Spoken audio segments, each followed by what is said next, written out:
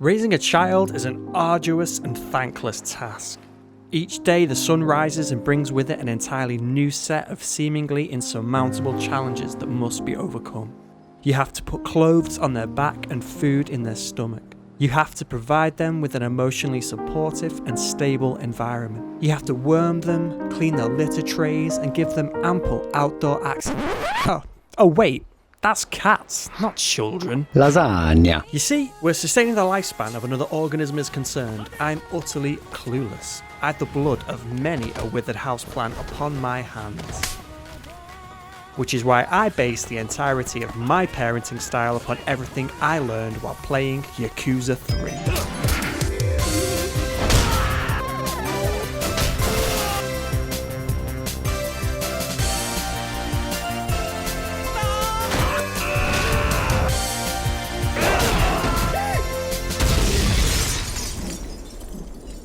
You may think this to be unwise of me, but a significant portion of Yakuza 3's storyline takes place in the Morning Glory Orphanage, a locale where series protagonist Kazuma Kiryu fulfills his lifelong ambition of running one, just like his adoptive father and mentor Kazuma before him.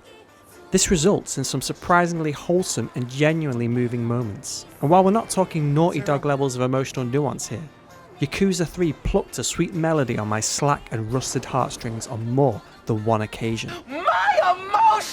But with Yakuza being Yakuza, there's also a ton of slapstick insanity and absurd side content to add some much needed levity into the mix. So, with all that in mind, here are 13 essential parenting tips that I gleaned from playing Yakuza 3.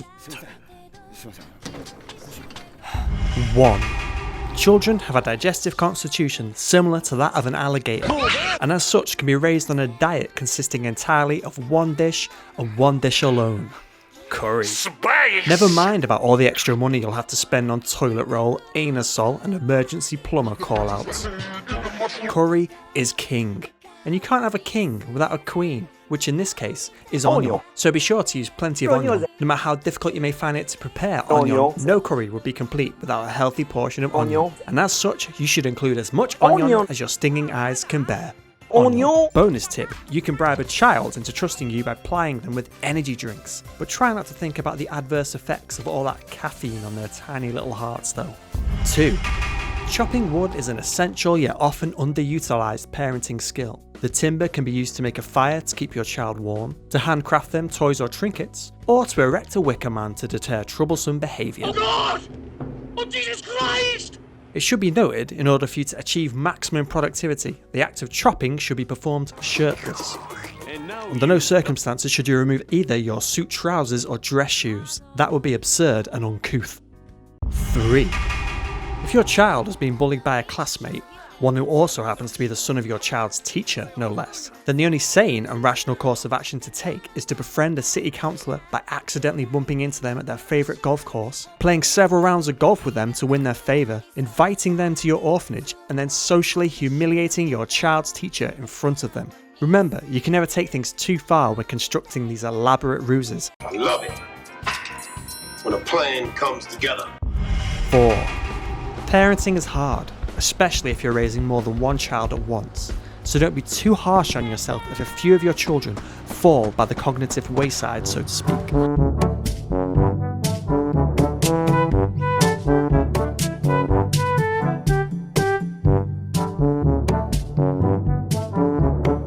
You can always double down your efforts on the brighter individuals to draw attention away from those less desirable lemons. Unacceptable!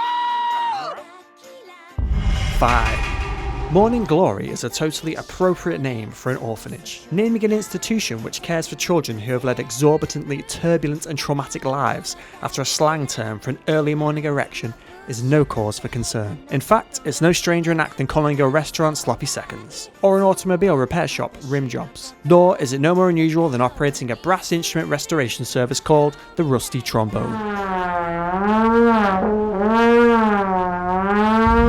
6. Children don't know a great deal about fashion, so don't be afraid to lay some knowledge on them. Be sure to pick out something utterly outrageous.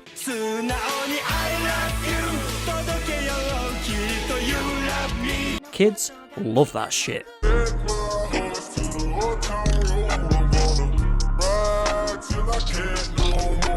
can actually pinpoint the second when his heart rips in half.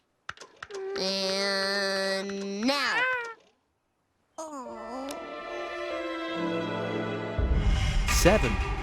If it transpires that mysterious thefts are occurring between your children, you should pit them against each other in a verbal battle royale.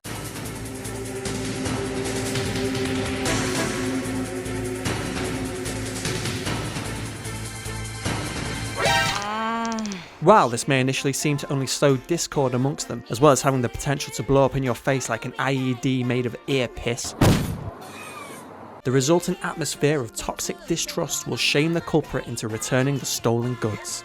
Then, to get everyone back on side, it's time to cruise for another ruse. How, you ask? By claiming personal responsibility for the whole debacle, ensuring all your children are all chummy once again in time for another helping of curry and Red Bull. Oh God, I could feel my heart pounding in my little ears. 8. There is always time for a good old-fashioned dad joke.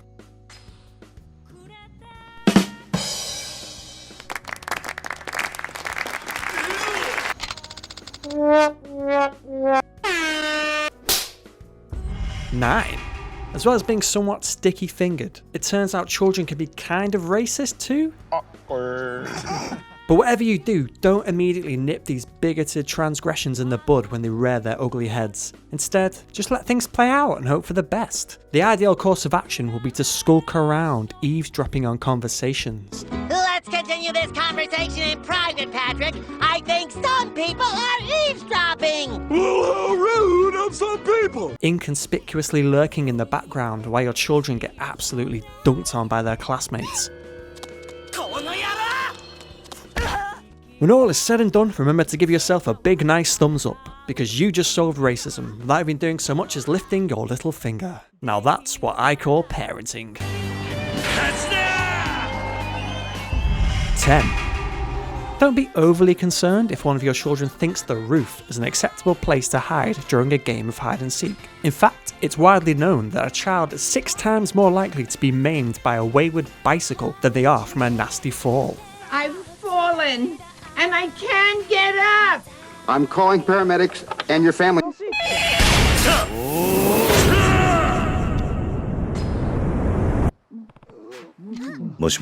Instead, you should commend their ingenuity, especially if it's one of your less gifted youngsters. 11. Children have like zero hand-eye coordination, and there's absolutely nothing you can do about it. Hang on, did Shiro just get no-scoped? Rewind the tape. Enhance. Fuck. 12. You may think that failing to deliver news of a delicate nature to children in a calm and well-reasoned manner may be detrimental to their future mental health. I got the results of the test back. I definitely have breast cancer. But that couldn't be further from the truth. Whether it's bereavement, murder, or their impending homelessness, be sure to have an acquaintance interrupt your quality family time to deliver the bad news with all the misplaced enthusiasm of John Wayne Gacy gate-crashing a children's birthday party. Hey, kids. This party's over. Although, it should be noted that not all children will respond quite so positively to this method.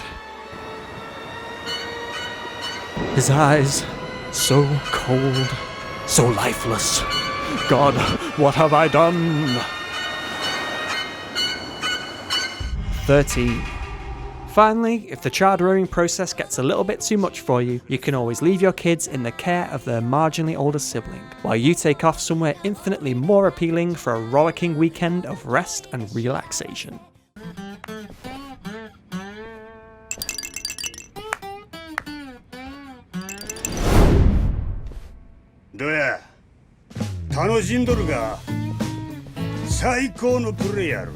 Well, hey, what's the worst that could happen while you're away?